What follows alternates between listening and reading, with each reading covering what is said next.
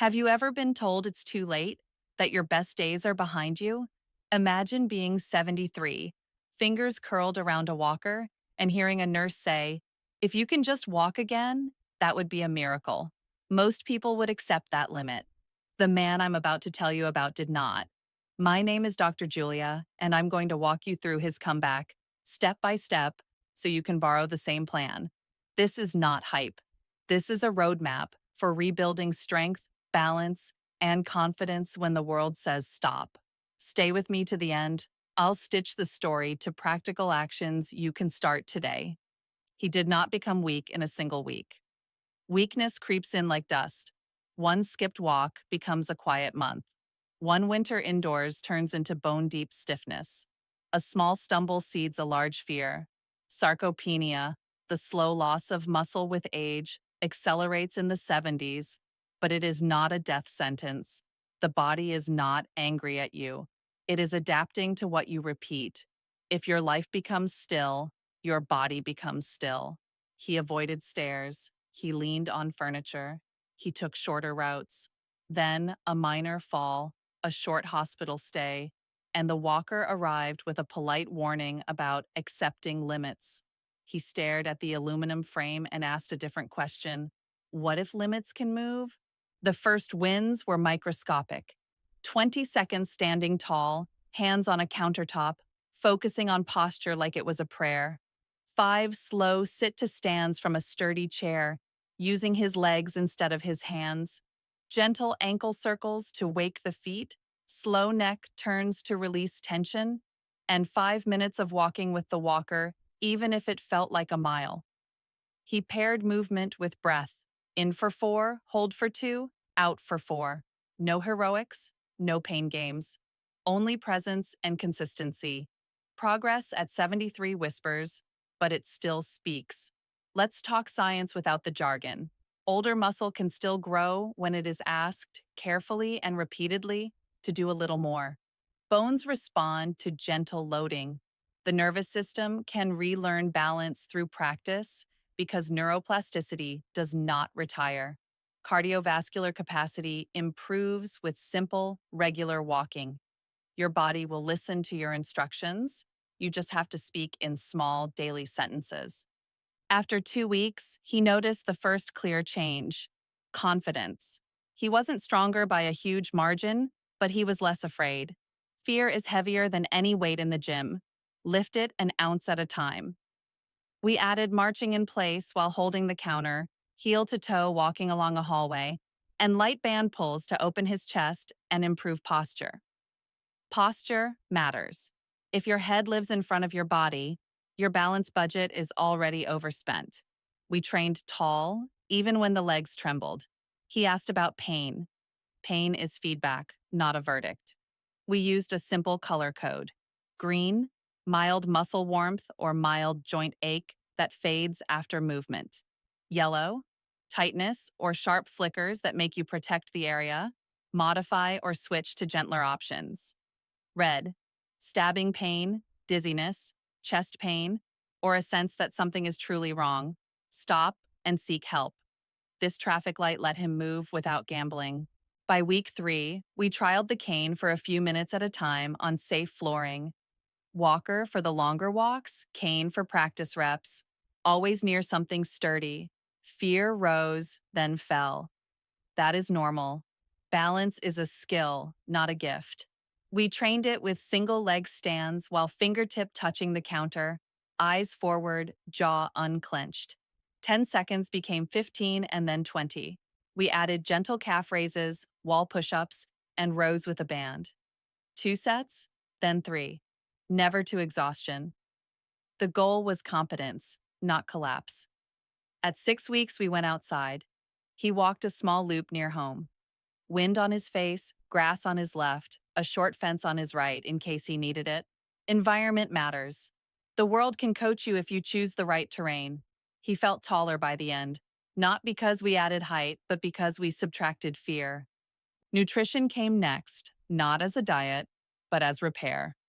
Protein at each meal to feed muscle. Eggs or Greek yogurt for breakfast, beans or fish at lunch, chicken, tofu, or lentils at dinner.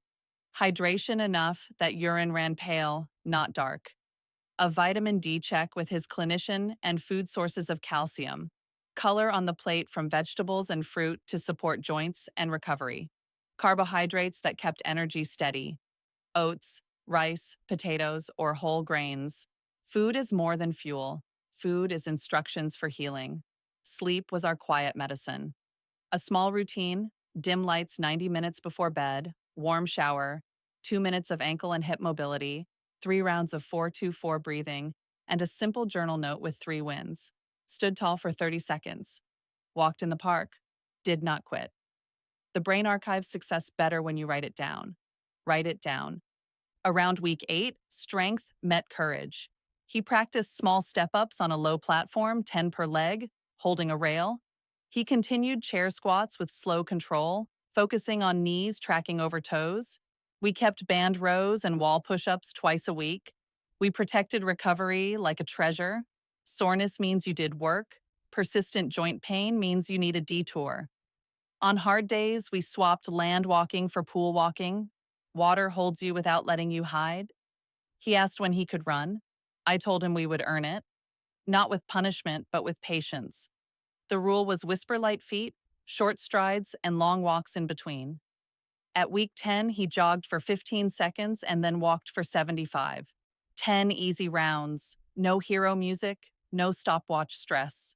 The world did not cheer, but his cells did. A week later, he doubled one of those jogs to 30 seconds and did not pay a pain tax the next day. That smile stayed on his face for hours. Setbacks arrived. One morning, his knee felt hot and stubborn. We cut volume in half and moved to the pool for 3 sessions. Another week brought poor sleep. We focused on mobility and breathing instead of pushing intensity. 2 steps forward, 1 step back is not failure. It is the dance of adaptation. Minimum effective dose beats maximum ego dose every time. If you are wondering about the exact plan, here is the skeleton he followed and you can adapt. Phase 1, 2 weeks, daily standing tall at a counter for 3 sets of 20 seconds, 5 sit to stands, ankle circles, and 5 to 8 minutes of walker-assisted walking. Phase 2, 2 weeks, marching in place 30 seconds 3 times, heel-to-toe hallway walks, band rows and wall push-ups for 2 sets of 8 to 10, and 10 to 12 minutes of walking. Phase 3, 2 weeks, outdoor loops, chair squats, low step-ups, and 15 minutes of walking most days. Phase 4, 2 weeks, brisk walk intervals, longer balance holds, and optional pool walking. Phase 5, 2 weeks, jog seconds protocol, 15 seconds jogging with 75 seconds walking for 10 rounds, twice a week, plus easy walks and strength sessions. Keep one full rest day. If pain shouts, step back a phase. If energy dips, sleep more, not brag more. He kept a tiny scoreboard on the fridge. S for strength, B for balance, C for cardio, N for nutrition, S for sleep. Each day he aimed to color 3 letters. Perfection is a trap. Consistency is a ladder. On days he could not climb, he held the rung and returned tomorrow. There was no trumpet on the day of his first true run, only a clear sky and a quiet lane. He set the cane aside, took a breath, and moved with soft feet and a tall chest. It lasted just over a minute. Then, another minute later that week. Running did not make him young. It made him present, present in a body that still answered when called with kindness. Let's fold lessons into your life. Start with safety. If you have heart, lung, or major joint disease, talk to your clinician and get a green light. Fall-proof your home. Good lighting, no loose rugs, stable shoes that do not fight your feet. Choose a simple breath pattern. In 4, hold 2, out 4.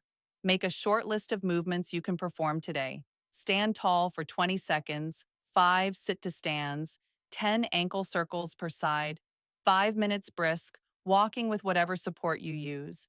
Do that list most days for 2 weeks, then add one new challenge from the next phase. When fear rises, shrink the goal, not the dream. Mindset matters, but let's keep it real. Motivation is a spark. Systems are the fireplace. Put your shoes in the same place. Walk the same small loop at the same time. Fill a water bottle every morning. Prep a protein choice you actually like. Keep a simple paper calendar and mark it with a bright pen. Your body responds to biology. Your brain responds to proof. Give it proof. People will say you are brave. You are. But bravery is not giant leaps. Bravery is showing up for small steps when nobody claps. At 73, progress is quieter, but just as real. Strength is not a number, it is a habit. And habits stack like bricks into bridges. If you stumble, remember this: rest days heal, and detours teach. If pain spikes, switch to gentler modes, shorten sessions, or move in water. If you miss a week, begin again with the first phase for a few days, then return to where you left off. Comebacks are not straight lines, they are spirals that widen with patience. I will leave you with the same invitation I gave him. Stand up now and check your posture. Feet under hips, knees soft, chest lifted, chin level. Take one slow breath that you can hear. If you can stand for 20 seconds, you can stand for 30. If you can walk for 5 minutes, you can walk for 6. If you can walk for 6, one day you can jog for 15 seconds. And if you can jog for 15 seconds, life has already changed. Do not let age write the ending for you. Let practice write the next chapter. Start with one step, one careful rise from a chair, one short hallway walk. Circle today on a calendar. Tomorrow, circle again. The world does not measure the size of your step, it measures the courage behind it. He found his run at 73. You may find yours sooner than you think. Your comeback begins the moment you decide you deserve one.